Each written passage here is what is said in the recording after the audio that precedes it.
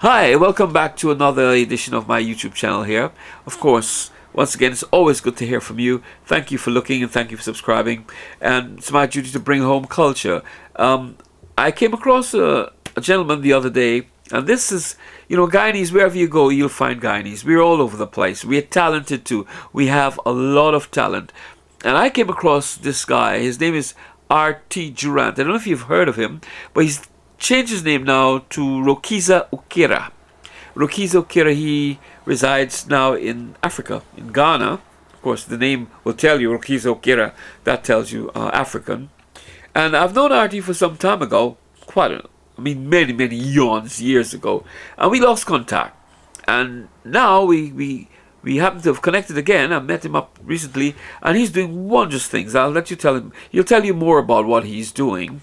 Also, he is a great musician. He has quite a number of albums to his name, which is amazing when you look at the work he's put out. Surprising he's not really known much of Guyana, but I have him here with me, and I had a rap session with him, and here's where he'll tell you about what he's been doing, where he is right now. He resides in Ghana, and how you can reach him, and of course, get in touch with his music. And of course, he has his own music channel as well. Rukiza Okera, formerly known to me as Artie Durant. Rukiza is a name that has been around for some time, yet I think not heard of much in the Guyana diaspora. I've got Rukiza with me, so I'll ask Rukiza first we'll have a chat. We'll just talk about where it all began. From the time I knew Artie Durant from Guyana, he's Guyanese, and he's now residing elsewhere abroad. I'll let him to tell you more about where he's residing and his progresses. So where did it all begin for Rukiza, from Artie Durant to now Rukiza Okera, the performer, the artiste, the musician? God, it started in church. This is where the music started, in church. And then from church to Teensville. The old days. Old Teensville.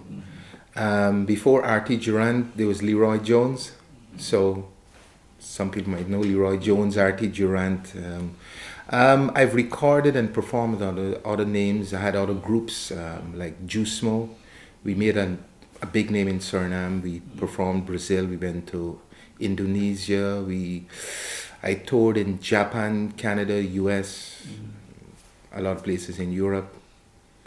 And over the years, I've recorded several albums, including 3 Swahili albums. Right. If I may interrupt you, is that you left Guyana as a normal artist, just a guitarist. Yeah. When did it really take off? When you left Guyana? Suriname. Suriname. Yeah. In fact, my days in the culture corps actually helped because we had a lot of instruments, and so most of the time I would go to work very early and I'd be playing most of the instruments: bass, drums, saxophone. I started messing with the trumpet. Gave me a lot of time really to work and practice a lot. I started a group with Ricky Husbands, Mighty Smoker, Lyndon Stewart, and myself, and we named the group Juicemo.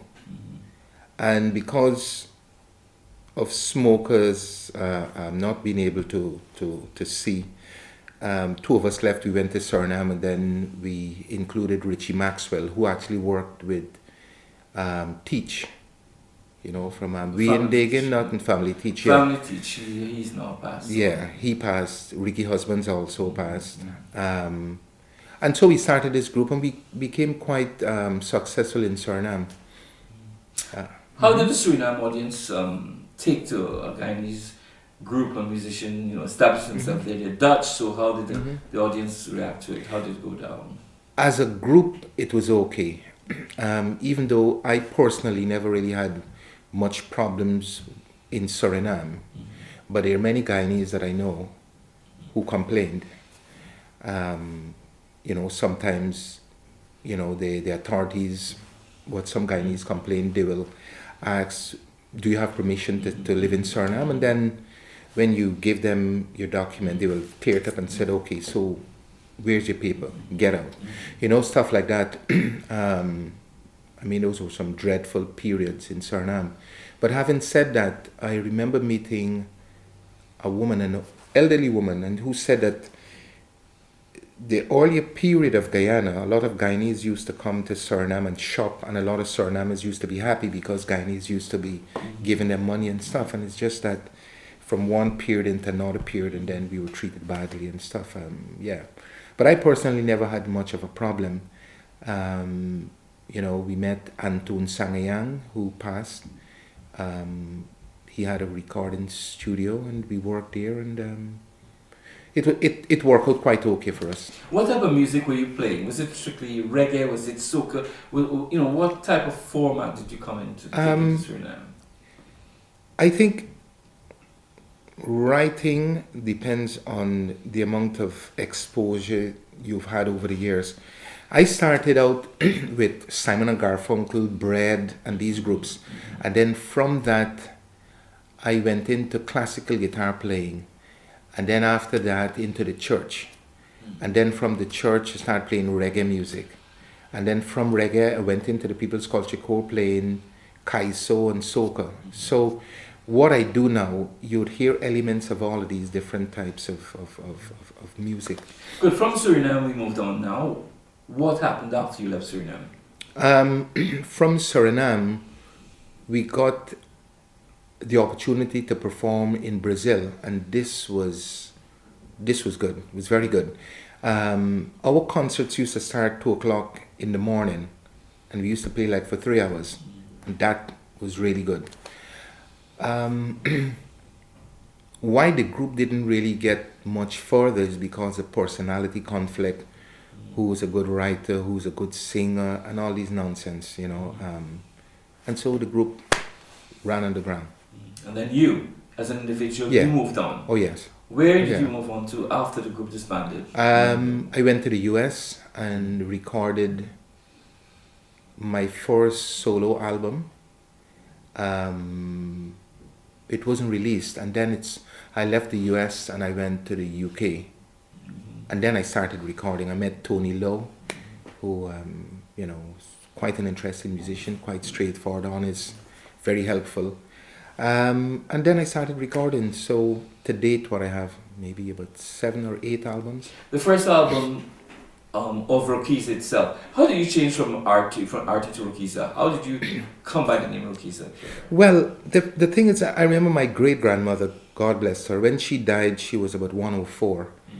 I don't know how old I was then. But she used to tell me tales about Ghana and what her mother told her and this. And I remember clearly one day she was saying, you know, her family side are Okera. And I thought, well, it has nothing to do with me. But when I moved to East Africa and I started singing in Swahili, I thought, you know what? I'm going to use Okera. And then there is a friend of mine in Tanzania. He said, instead of using the R for Ronald, no, use Rukiza, because Rukiza means to save in one of the languages. And so the Artie still remain. But instead of Ronald Theophilus is Rukiza Taifa, and Taifa means nation. So he came up with saving the nation. This is good. Right. Global. How did you embrace the African diaspora? I mean, moving from the English diaspora, from America to the UK, and settling into the African continent. I mean, with your music, of course, it's a language, it's a whole culture. How did you embrace it, and how did it embrace you? You know, I'll tell you something. One of the things that you'll find, and it is not our fault and it is not their fault, what or the way we think or how Kwame Nkrumah was pushing it, I think it has gone backwards. Because, for instance, you may treat our brothers better than other races, but they're not going to treat you in the same way. And we'd always wonder, but why? You can see what I'm doing for you, but something has gone dreadfully wrong in terms of them understanding it. Something has gone dreadfully wrong. It is either because we have become so hungry, so we just think about food for today, food for tomorrow, food for the next day. So the whole thing about brotherhood and let us work together, no, it is about food. So quickly you'll understand that, and then you'll have to find other ways of working with those people. Of course, I met many people with the same idea who have not left Africa.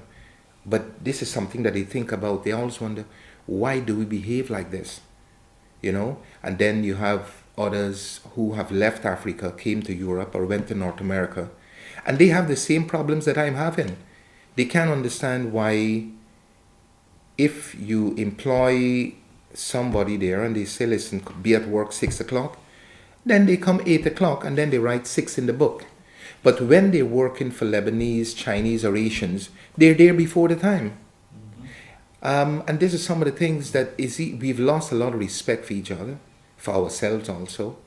And this is something that those of us who are keen in getting things back on track, we're going to feel the brunt of it, because we are trying our best to bring about change. And there's a lot of corruption, loads and loads of corruption. I mean, I've seen some things happening that you believe this is not possible. But of course, the time it took for us to be where we are, maybe the same amount of time or even longer to change things. It's not going to happen overnight. Saving the Nation. Looking at the albums, some come back to your albums. The first one that I did recall Jusmo some years ago, but I think the crossover came from this. The album you produced, Take Me Home, which is a Guyanese production, but it's also had a fusion. It is a bit more about that. How that album has had an influence of culture, Guyanese folk culture, and the rhythms have changed in those folk songs. Tell me about it. Well, you know, sometime in the 80s, I met someone from the Guyana High Commission in Suriname. Wow, can't remember his name now, but I think he was from Berbice or somewhere. Can't remember his name. But one day he was telling me, he said, you know, Artie, why don't you take Guyanese folk songs and refresh them? He said, because no one is doing it. So he said, I think you should do it. And at the time I thought, Guyanese folk songs? No, I want to do other progressive music, whatever progressive was at the time. And I remember when I came to the UK, there was a period I wasn't really writing much. I don't know, it was one of these periods that you just down tools. And then I thought, you know what? Let me work on this Guyana folk songs album. And then I started, but then as a composer, writer, I thought on this album I must put some of my own work into it.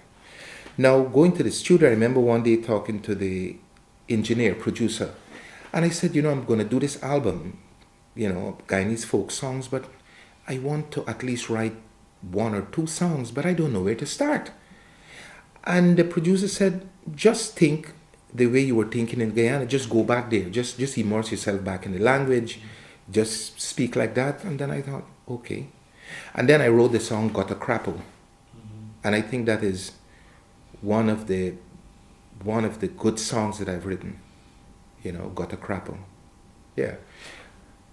And that was it. Good. I mean, Take Me Home is a fantastic album. I had a listen to it. It was really, really good. It's really a change. Yeah. But then we moved on to some other albums, which I think are unheard of, from the Wild Divide. We look at the other one was Samba Mama. Yeah. Jamba. Yeah. Jambo Mama. Jambo Mama. Jambo Baba. Mama. Yeah, Hello Mother, Hello Father. Yeah, I think that's the second big one he went into. Yeah.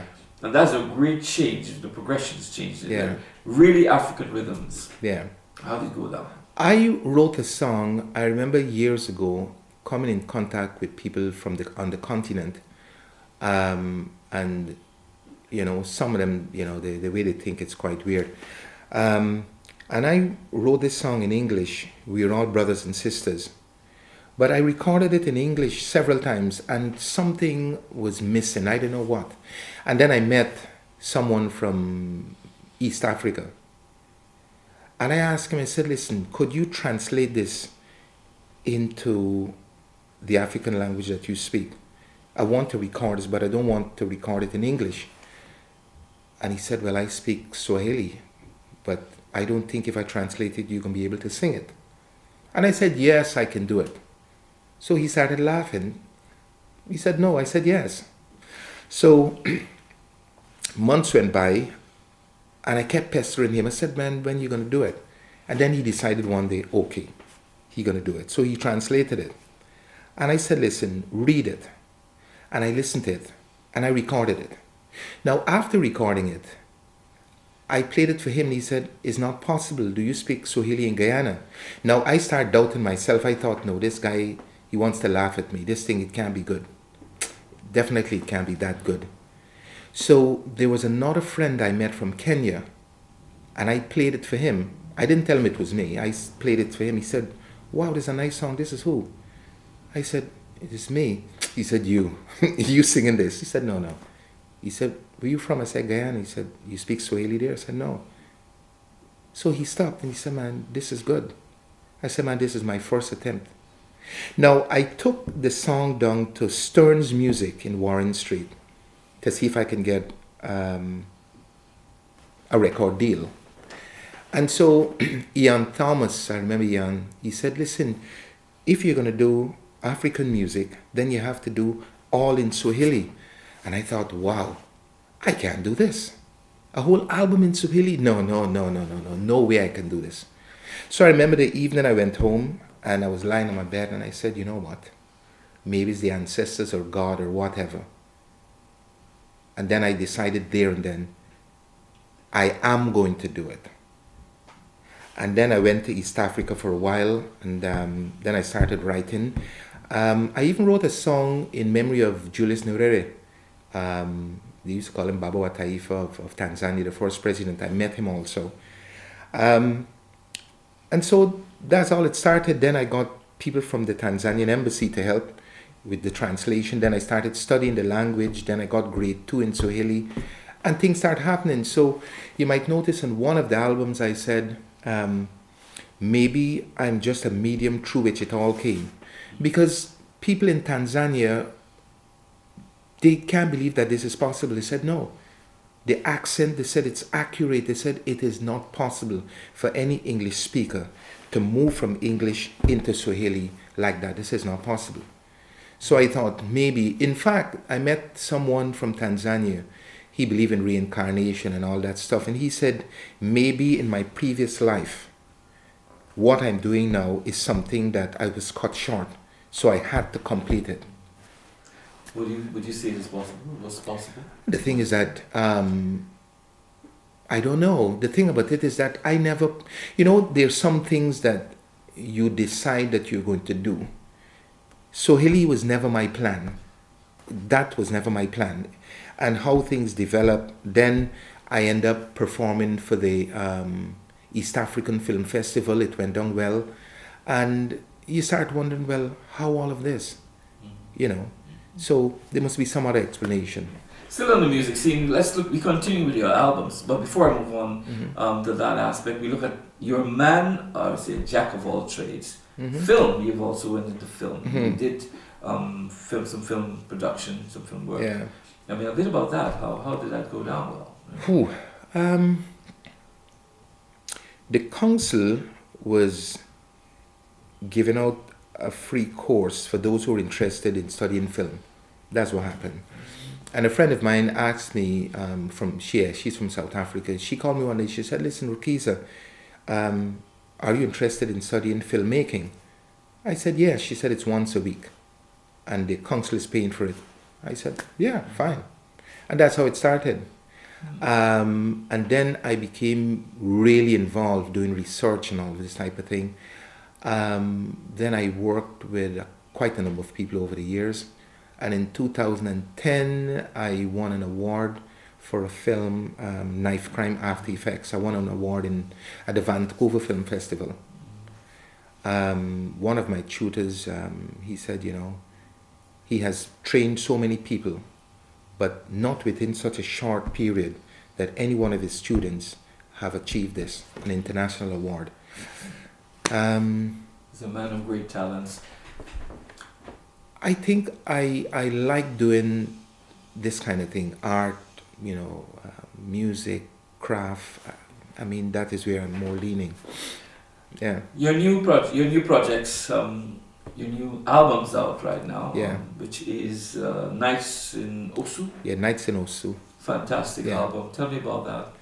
Well, it took 3 years. I have a business in Ghana, Okera Inn, and 3 years while we were actually building and doing construction, importing things. I had a 3 years period, and that is when I wrote all the songs. Actually, most of the songs, if not all, I think, except 2 songs. Yeah, so it's a period of 3 years writing, and I work with mainly Ghanaian musicians, and it is one of the first album where everything is live. So I think you're now based in Ghana. Yeah. Yeah. Now based in Ghana. Nights in Osu is a great progression from being the early years to what it is now. Mm-hmm. I had to listen to that, and Nights in Osu is, I think it's one of the best pieces of music. The whole progression, everything is, it's internationally classed. It's not. It has a lot of rhythms into it that. It's very hard to disseminate. This is Ghanaian. This is jazz. It's everything, and I think it's. I'm sure there's more coming from that. Oh, definitely. That project. Definitely. How do you find yourself now settling in Ghana since you've left the UK? How is it? Ghana is quite similar to Guyana. I mean, the weather is the same. The foods, I will say, are the same, except that we cook them in a different way. They cook okra, they cook cassava, they cook sweet potatoes, they cook yam, they cook rice. Very close to Guyanese food. Yeah, and some of the foods actually, like for instance, there's a food they call wache. And wache is the cocoa rice, like black-eyed cocoa rice. Wache and black-eyed cocoa rice is the same. But what I think over the years, from the time that we've left Africa, the Africans in Guyana, and lived in Guyana, we've added all the spices to wache, like we add coconut milk. We added these things now. But when you look, like for instance, there's a food they call kenke. It is similar to kanki, quite similar. Cornmeal. Right, same type of thing, except that their cornmeal is fermented and ours is not.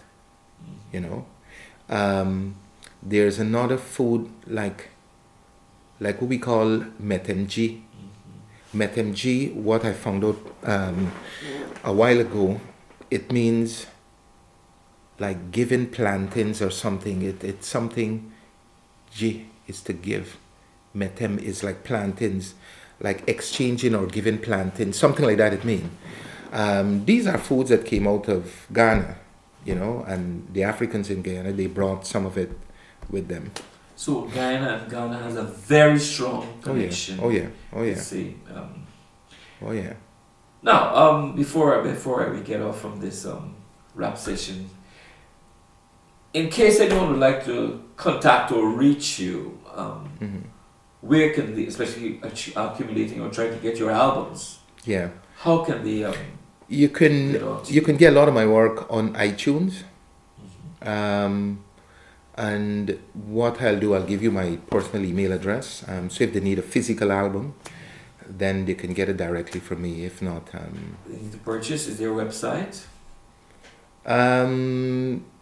I have a website, but not for my music. I have a website for the hotel, and I don't want to put the two of them together. But they can write directly to me. Great. So we'll get your details, and Yeah. that'll be flashing on the screen in a moment. Rukiza, Artie, it's a pleasure talking with you. Absolutely wonderful. Let's see how much more we can be hearing from you in the future, musically as well as the whole cultural genre. You get everything coming from you in the future. I was even to mention the last jazz festival in Ghana, sponsored by the French government, and I was part of it. It went down well. So things are happening. With that, Artie, it's a pleasure talking with you. Okay, thank you, Carl. And thanks for joining me on my YouTube channel. It's a pleasure. That's good.